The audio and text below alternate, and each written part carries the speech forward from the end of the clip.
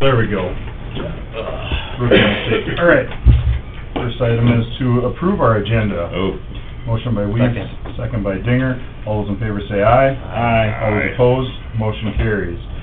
Next, we have an opportunity for public comment. Anybody out there online or here that has anything to bring before the commission that is not on our agenda at this point? Online? Seeing none, we will move on. Next up is Brad Board, Public Defender, to discuss the purchase of a new copier. Good morning. Morning.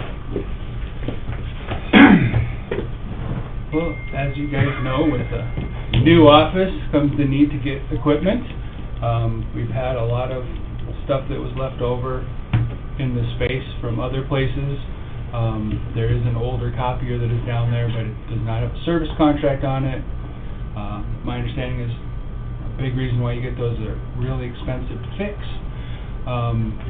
So I thought we probably should have a new copier, especially since this is a new office, something that's going to last for a very long time.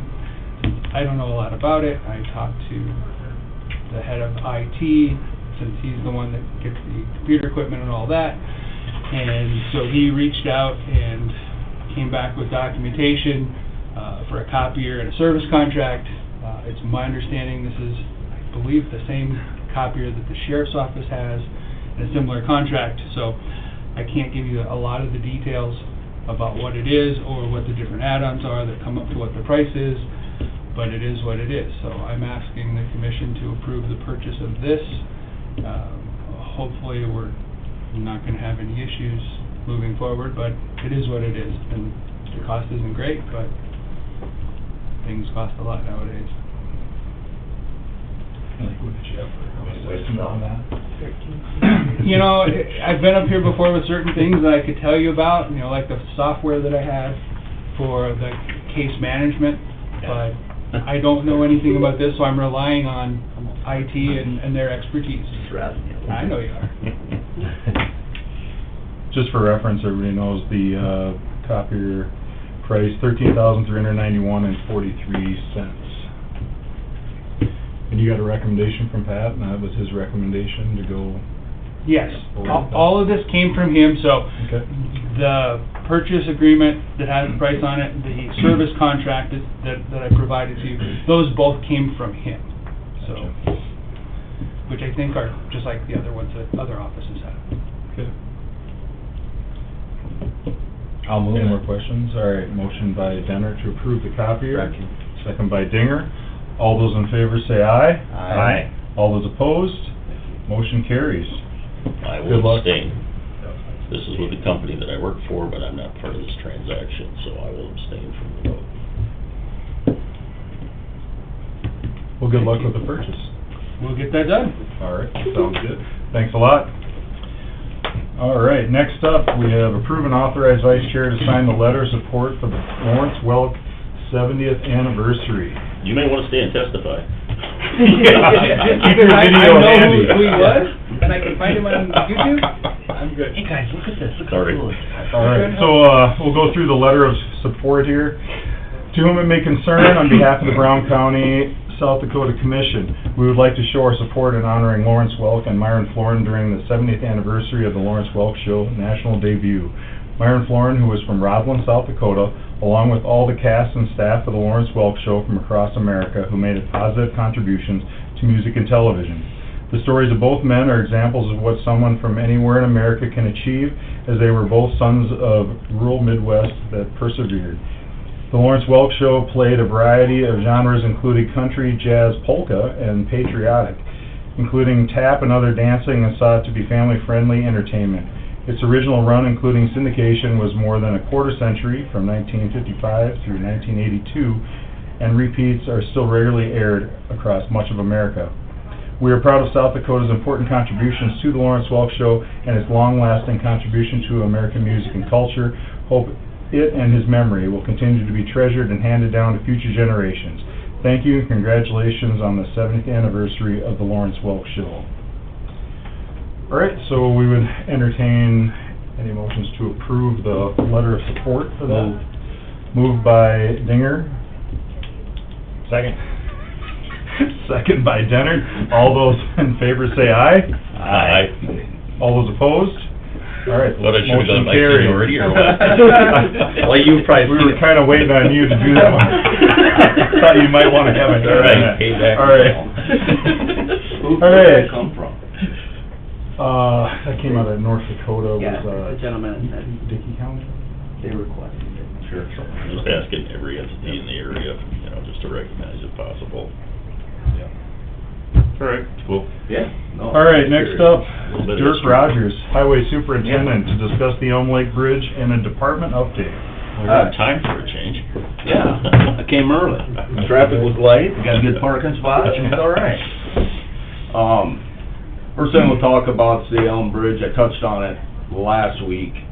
The bid came in 2.2 million more than the engineer's estimate, and it's kind of a tough sell for everybody, because of the length of it. So that got rejected last week, and moving forward, it's not dead in the water. We're gonna put a bridge in there.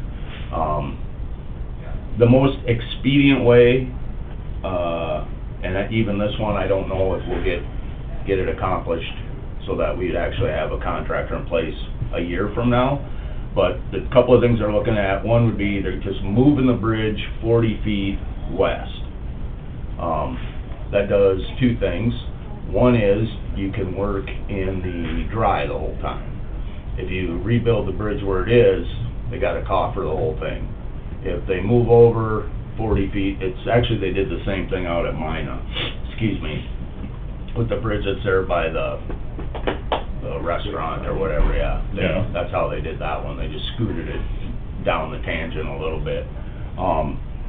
And the other problem, I was kinda concentrating on raising the bridge up as being some kind of sole reason for the cost, but it isn't only that.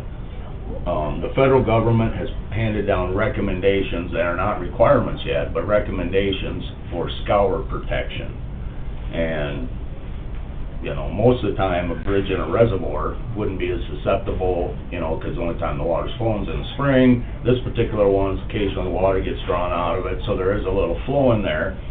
And that's actually driving all the bridging costs up. I mean, you have to go down like 20 feet below the water line and bury riprap down there to do the scour protection.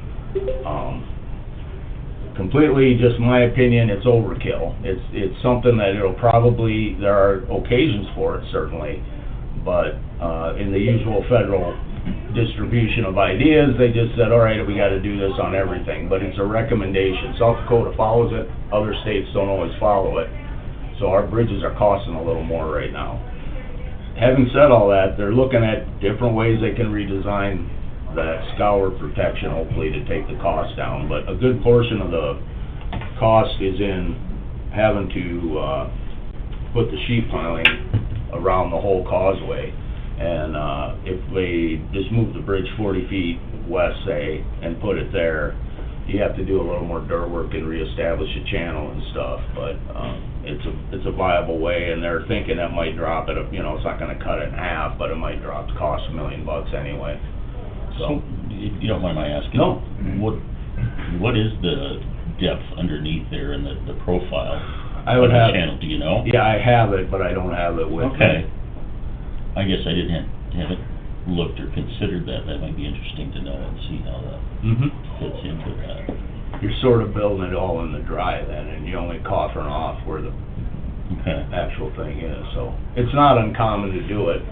Well, for us, it kinda reminds me of when we did the bridge on 6A, when we did that, we totally relocated that. Yep, that one moved significantly. Right, into what was the channel, because it was way away from the channel. Correct. From previous to that. Okay, that's interesting. Yeah, so we'll see what they come up with there. Okay, but if you could share that, I'd look Yeah. for interest and see what the profile, the depth across that looks like. Yep. Okay. Yeah, they do, whenever they do the bridge inspection, you Mhm. get a new cross-section of the, Profile, cross-section right. of the profile of the channel. Okay. So, general statement about that, the DOT has to build the Platt-Winner Bridge. At least I'm thinking about my county. No, the Platt-Winner Bridge, and the thing's friggin' huge, and it's about $250 million. And unfortunately, there will be a ripple effect of that, and you wouldn't think there would be, but there will be. And one thing is the 6th Avenue. I don't know if I mentioned that last week, but the 6th Avenue Bridge, you know, that got moved back to 27 now. Yeah. And one reason is they're trying to Bundle. and kick the can down the road and get a little bit, you know, but they've been repackaging $200 million worth of projects every year and pushing them back until they can accommodate the bridge. Now, when money's tight, I totally get what they're doing. If we do it at the county level, it's only affecting us. The thing when the state does that now, it's gonna ripple down and the money won't be flowing if it ever was, but it won't be coming freely, I guess is what I'm saying. Well, we're just about finished up with Fort Pier, and I don't know what the numbers on that were, but they've got to be pretty good. Yeah, size that was amount, nice. too. Yep. Yeah, but that's a Nice, big chunk of money for Yep. that, I'm sure. Yeah, but boy, that bridge down at Winter is Yeah, it's long. 3 times as long or whatever, it's Yeah. just bonkers. So I would expect to see some of that, as I like to say, anything the legislature doesn't have nailed down could, you know, some of our funding, like, say, the big bridge program. Again, I'm not saying I've heard anything about this, but roughly there's 15-16 million in there. Half of it's in statute, half of it is not. So, if, you know, things really got bad, there's even some of those. The RAFE program, which I probably shouldn't bring up because I'm not in favor of the RAFE program or funding it further, but that would be something that, the likelihood of that getting funded at this point. You know, I'm not saying never, never, I'm just saying the way things are right now, until you can clear a few of those hurdles, it's hard, and then throw in our summer discussion and the feeling about property taxes, and throw all that together, and Well, they do the same thing that you do, just on the next scale up, statewide as opposed to countywide. It's like, okay, here's what I got for resources, here's what I've got for opportunities for partnerships. Yep. And sometimes they're dynamic, so you keep trying to move them around and say, okay, what can we get done? And we thought we were gonna get this one done, and that's not gonna work, so we're going this way. Yep. Something, gotta be flexible and open-minded sometimes, or you won't maximize your stuff. I mean, Yeah. you just have to. And try and be prepared. You Yep. know, if it changes, it changes. So, Sorry to bridge is, interrupt. no, that's fine. The bridge is still gonna get built. Hopefully we'll get a better number. They're gonna try some other stuff. It's still gonna be a new bridge. It's still gonna be nice, and it won't be any lower than it is now. So, we'll have a new structure with the conditions being no worse than they are now. Thankfully, it's still open. And here's another thing, if they do build it, like I said, move over and build it, lake traffic won't be affected. They'll be able to leave the other structure in place. You won't be able to drive over it, obviously. Right. But as far as, you won't have the whole thing because the other way, it's gonna be sheet piled. You're either going in this side or you're going in this side, because you can't get your boat across at all. So But there you are, anticipate the alignment will be the same, when they're, where it's at. when it's all done, oh, yeah, so it's just gonna move directly west. It'll all Right. still be on the same section. Linear along the road. Yep, exactly. All right, that's all I was gonna talk about the Elm Bridge, unless you guys got something else. If anybody asks you about the road, it's gonna end up probably being, we might put a temporary, we're gonna make the road better than it is now. I was hoping to get the bridge done and then pave it, going up there, you know, but, we'll probably, it's not gonna, it's getting rough, so Mhm. we're gonna have to do an interim something up there, because the bridge project will wreck it again, so. All right, let's go to, what's going on in the department. Quick thing on the water, coming up. The gym's this is yesterday, the gym's 32 down, and the Crow's 60 down. So the gym's 38 inches higher right now than the Crow is. In the month of August, though, the gym has come up 44 inches. This isn't off of gauges, this is just off of our stuff. The gym's come up 44 inches, and the Crow's come up 21 inches. So, if you subtract that all out, we're actually off, we're missing an inch in there somewhere, but, you know, it's, the amount of water and the amount it's moving up is the gym went up way faster. Unfortunately, the Crow is still coming up. You'd like the Crow to stop, and then we can put the gym in there, but, Does it sound like the Crow is coming up pretty quickly now? will be in the next week or so. Yeah, and then, the run over, we have water on the road, on the Pierpont Road. Which, it's like watching a slow bus crash, I mean, the water coming at us, but Dade County started having problems last week, probably saw there's a couple pictures in the paper, and then they started calling us, and right now, right here, we got water on the road, and the way this goes, it loops up, comes back like this. Golf course at Grove's probably underwater or close to it, and this is where we're gonna have some issues, if we have them. It's coming like this. Everything else is all right. I mean, the gym's in flood stage, but it's always in flood stage. This will be a problem for a little bit here, so we may, I don't know, we'll see what we do here. It's, So we're 7 seeing inches of the rain. spring migration of water. Yeah. In August. And I hope Yeah, I'm we wrong, are. but I would expect that spring breakup will be worse than it has been, and we'll have a boatload of frost heaves this year too.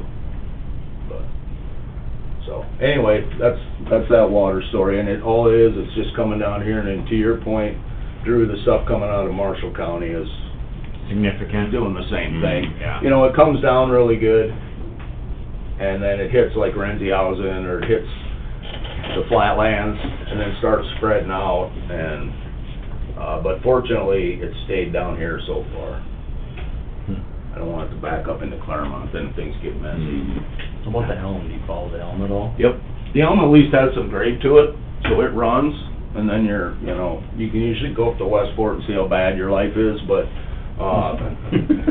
it's, when the gym It went in. does affect my life quite a bit. No, I know. At my house. Usually, like, when the James River whenever it says it's going into flood stage at Columbia, more than half the time, it's because the elm is dumping in there, and because of the grade, the elm pushes the gym just literally stops running until the elm, and that's, spring runoff is the same way.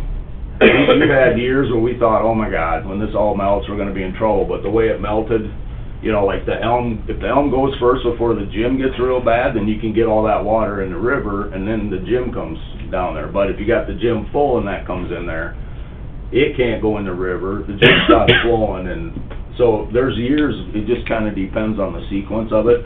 But we follow and Scott in emergency management keeps us updated as well, and he tells us what's coming down. We get all those reports on the gym, and, but the main things we look at are the elm, and part of this one is there's not any gauges down here. So you kinda gotta go look at it, or see which farmer is calling you to figure out what the problem is. So, Yeah, the elm into the James is kinda like merging into a construction zone. Exactly. Either it's gonna be a mess, or everybody plays nice Yeah. and works. You throw in some trees stuck under a Yes. bridge or two, and then pretty soon it's...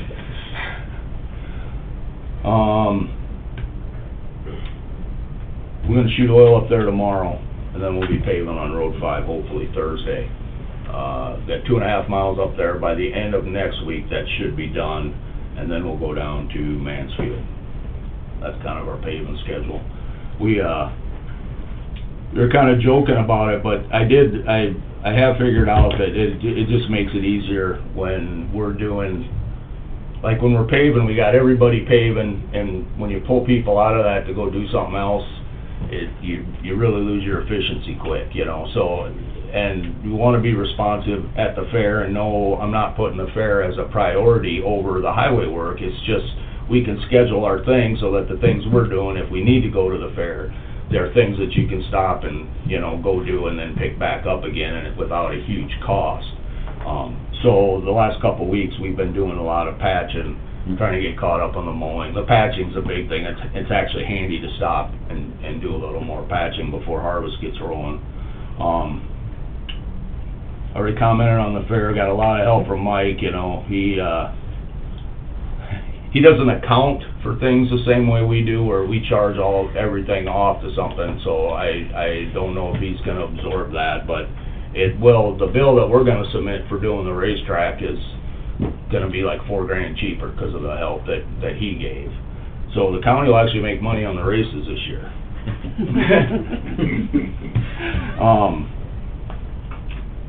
I told you last week, Matt and I went to Pier, I spoke at the superintendent certification, tell them what not to do. I have a lot of experience with that. But Matt Heupel went through the certification and completed it, and, the thing that I like about it, it's not, I mean, you're drinking from a fire hose for 8 hours in that training, 'cause you're getting everything dumped on you, but, you get an idea, when you hear things again, you're gonna go, wait a minute, I knew that there's something about that, I better go find the law or the policy or whatever it is, and, Rod Fortin was there, and Matt's like, okay, now I see why you're always going, no, we can't do it now, we have to do it this way, or whatever, so, that's very helpful. Rod's a good guy. So Matt's getting a little exposure to some of the other things. Again, I'm not going anywhere, but it certainly helps to have somebody else, with the knowledge of where to look for the laws, and, you know. Other than that, line number 1's look in the law book, and 2 is call in. Mhm. That's sort of what our manual is, so.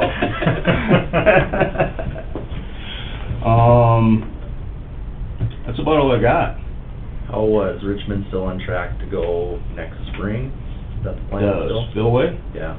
Boy, I have not heard anything at all, any different than anything on that. So that was the last we heard, that was in Yeah. the spring. Of course, that would have funds a little more secured, right? Right, I'm just wondering if you heard. Those have been earmarked. Yeah, yeah.